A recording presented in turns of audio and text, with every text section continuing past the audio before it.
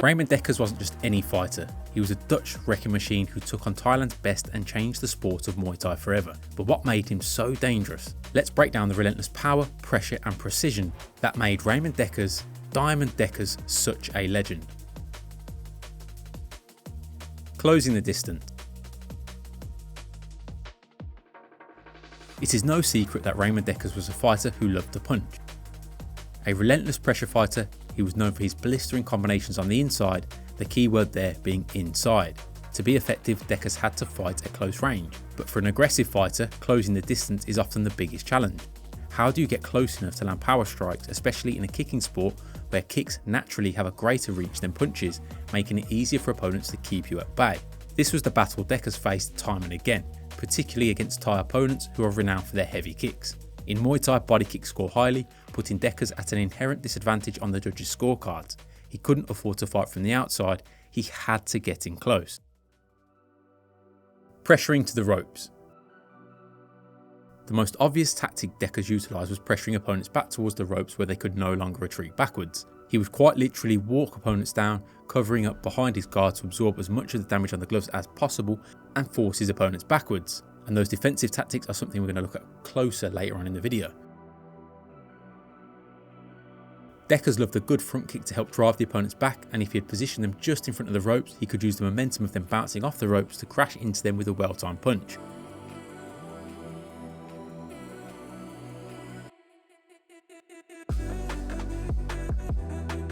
Against fighters without the skill to time up and keep in a clinch, or fighters without the punching power to keep him off, Dekkers could literally walk his way in.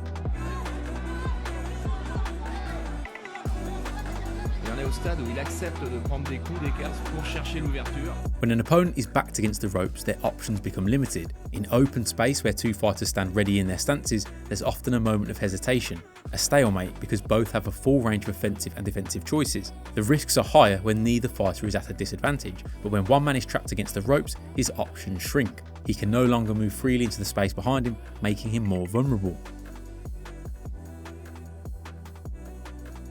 In this example, we see Dekkers back his opponent to the ropes in classic Dekkers fashion. The first exchange, the opponent, Gilbert Ballantyne, fires a low kick, which Dekkers counters with the right hand that just falls short. The opponent is pressed towards the ropes and again fires off with a low kick. Dekkers once again steps in with a follow-up right hand, only this time the opponent is pinned by the ropes and Dekkers can plough through him with full body weight behind the punch, dropping his man to the canvas.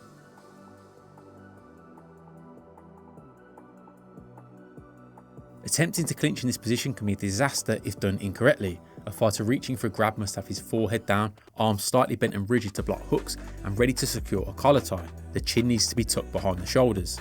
Standing too tall or reaching recklessly leaves a man wide open. Against an opponent poised to strike, this is a recipe for disaster, and this is where Dekkers thrive. He would bait opponents into panicked and desperate reaches and punish them.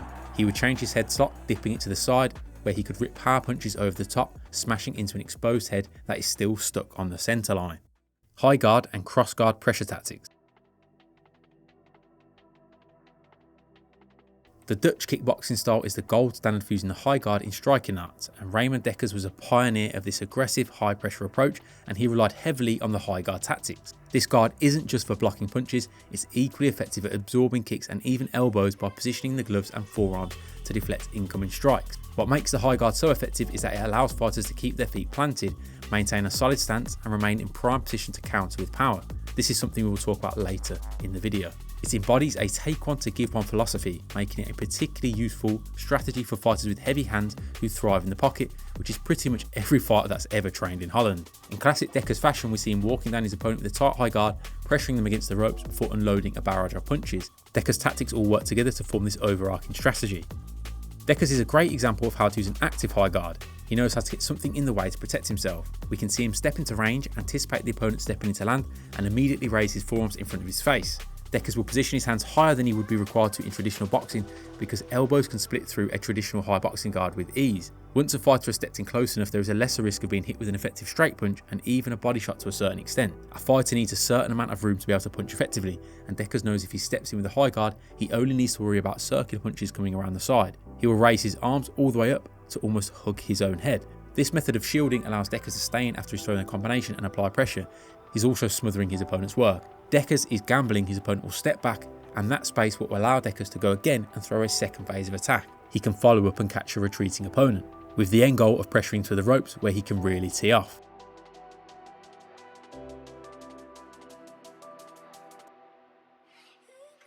Now the cross guard is where a fighter brings both forearms across their face horizontally.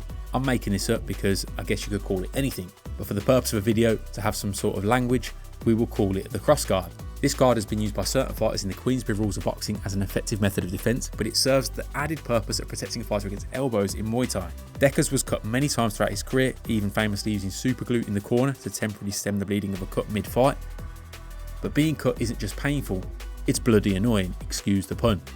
Dekkers didn't need to add blood streaming into his eyes, obscuring his vision, to his other problems, and using the cross guard would help protect him from elbows that would ordinarily pierce through the middle of a traditional high boxing guard.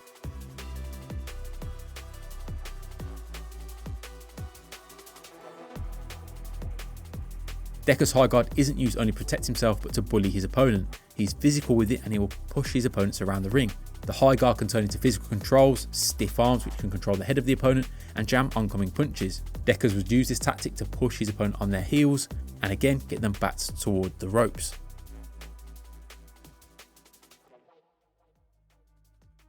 Counter-attacking. The high guard defence is a great base to counter from, and Dekkers will be persistent to position himself in range to be able to counter back effectively. His left hook from the high guard was a headache maker, and again this comes back to his defensive tactics. In this example, we see Dekkers biding his time, wearing some shots on the gloves and forearms, and waiting for his opportunity to unleash. As the opponent steps in and low kicks, Dekkers rotates behind the high guard, loading his left side and uncorking a left hook into low kick combination. The opponent is floored by the hook and ends up taking a knee to the ribs from the kicking leg for his troubles.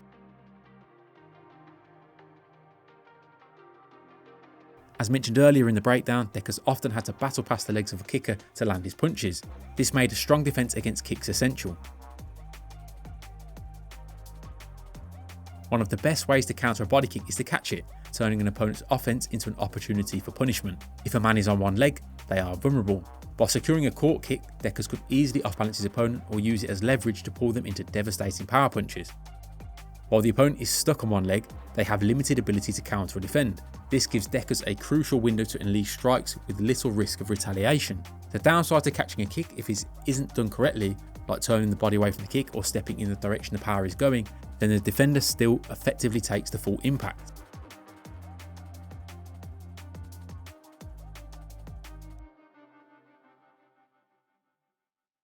Kicking to close the gap.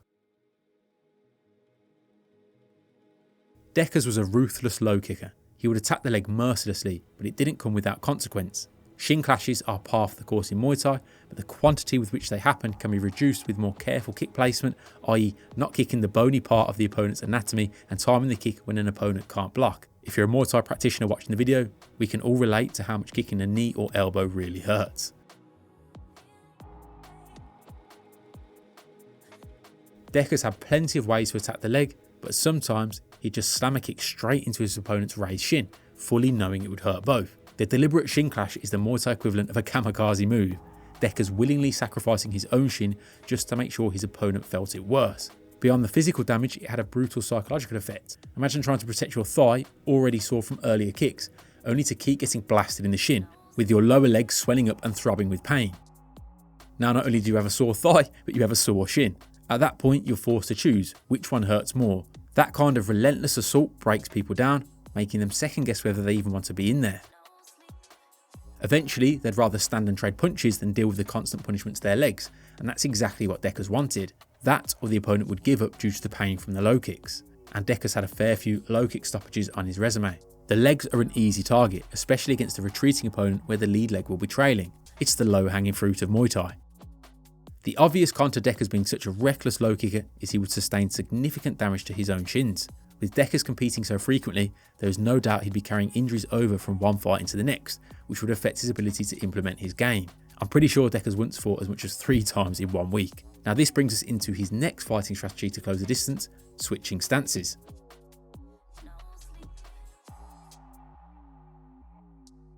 Stance switching has become the norm in modern day mixed martial arts, but the Dutch fighters may have been somewhat ahead of their time, with fighters like Dekkers and Rob Kamen regularly switching stances to be offensive in the 80s and 90s Muay Thai scene. Now, the stance switching may have been in part a way for Dekkers to protect an injury he'd sustained in previous bouts, something we've just talked about, but it was also a great way for Dekkers to attack the open side of an opponent's stance in a same side stance matchup. Switching stance can also be a great way to close distance on an opponent. In this example, we see Dekkers switch to southpaw and land a left cross that drops his opponent, Joe Prestia. Leading up to the punch, we saw Dekkers switch stance to land left kicks in the midsection of Prestia. Dekkers had been using his right arm as a measure from orthodox stance to set up his left hook, another great method to bridge the gap, but he'd been struggling to land clean. When switching to southpaw, he could attack the open side of Prestia's stance with a left kick and then use his right hand, which was now his lead, as a measure that would not only disrupt the jab of Prestia, but line up his own left hand. From the southpaw stance, Dekkers had crept inside of Prestia's lead foot. Prestia must have felt like he was stood at a good distance, as he'd been meeting Dekkers' lead hand with his own and had blasted him with a few hard right kicks that Dekkers took on the forearms. However, Dekkers had backed him toward the ropes and got himself closer than Prestia had realised. That's what is meant by when we say changing stance alters the distance, well, the perception of distance anyway. As Prestia was setting himself to body kick, Dekkers sniped him with a left hand, and I believe Prestia didn't think Dekkers was close enough to be able to catch him with a punch.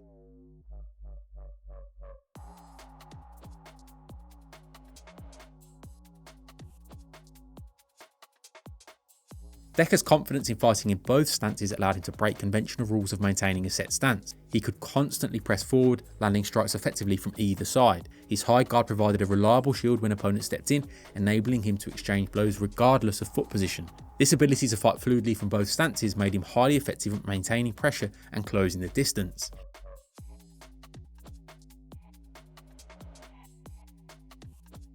In this example, we see Dekkers land a lovely elbow from the clinch before the two men separate. The opponent, Orano, who was a legend of his time, begins to back up and Dekkers proceeds to walk him down. Dekkers measures with his left hand, which is his lead as he's in orthodox, to set up a right side uppercut. The opponent senses the danger and immediately springs back to get out the way. Dekkers momentarily ends up in southpaw due to the momentum of the punch carrying through. He was obviously putting everything in it, but he walks straight back into orthodox. As they approach the ropes, the opponent steps in to attack Dekkers, with Dekkers throwing up his high guard for defence. Dekkers uses the high guard to step through into southpaw, which cuts off the opponent's exit to the left as to be moving directly into a right side attack of Dekkers. The space is now too narrow. The opponent is forced to step to his right, and Dekkers uses this to be able to land a left straight from southpaw.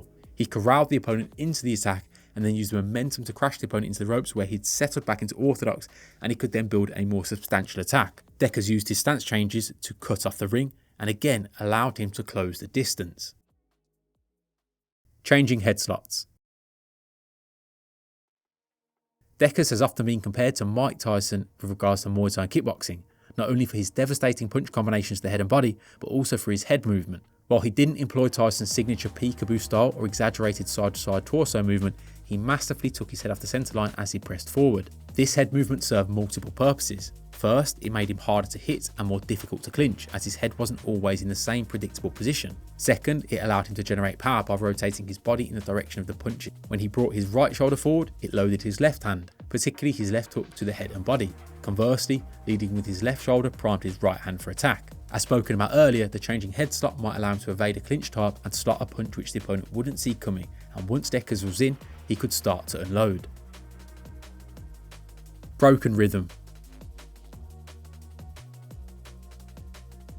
If you are a regular to the Pro Striking channel, then you may have heard me speak about the Thai scoring in other videos. For the newbies, here is a quick rundown on stadium Muay Thai scoring criteria. Traditional Muay Thai scoring in Thailand stadiums, such as Lumpini and Rajadamnern, prioritise effective technique, dominance and damage rather than sheer volume of strikes. Fighters score highly by demonstrating clean, impactful strikes, especially body kicks and knees, as well as strong balance, control and ring generalship. Forward aggression alone doesn't win rounds unless it results in effective strikes or clear dominance. Defence, such as evasion and blocking, also plays a role, as does a fighter's ability to maintain composure. The later rounds are often weighed more heavily, meaning a strong finish can influence the judges significantly. This means fighters can be rewarded by fighting on the back foot.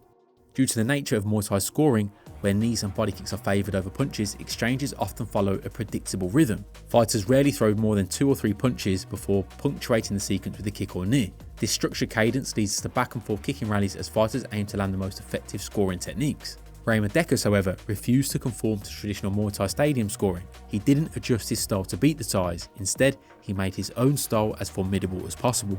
He played to his strengths and unleashed relentless punch combinations, confident in his ability to score and knockout.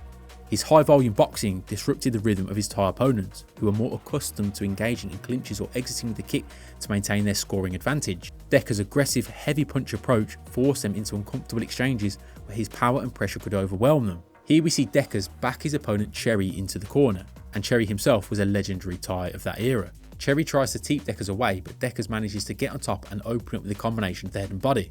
After being hit with a crippling body shot, Cherry attempts to walk forward into a knee, maybe thinking he could tie Dekkers up in a clinch in the process. However, Dekkers has other plans and catches Cherry over the top of his long guard with a right hand, which spins him into the follow-up left hook that flattens the legendary Thai. Now, Dekkers would go on to rematch Cherry several years later and lose a decision, with many of the Thai fighters adapting and overcoming to Dekkers' style. But on this first occasion, Cherry simply wasn't prepared for the relentless punching pressure of Dekkers, which is partly due to the unconventional rhythm which he fought, especially for that time period. Punching in short bursts in the fashion that Ramon Dekkers did wasn't the norm for Muay Thai. Ramon Dekkers was more than just a fierce competitor. He was a revolutionary force in the world of Muay Thai. His relentless pressure, devastating punch combinations and ability to close the distance against elite Thais cemented his legacy as one of the most exciting fighters of all time. What made Dekkers so special wasn't just his power or aggression, but his adaptability. He mastered multiple ways to break through the defense of elite Thais using relentless forward pressure, high guard tactics that doubled as a weapon, and devastating counters. His ability to take damage and keep moving forward made him a nightmare for any opponent. Dekkers' fights were a testament to his warrior spirit. He didn't just compete in Muay Thai, he changed the way foreigners approached the sport, proving that with the right strategy, sheer determination, and technical brilliance, anyone could challenge the best. His impact lives on, inspiring fighters to this day. Ramon the Diamond Dekkers wasn't just a fighter, he was a legend.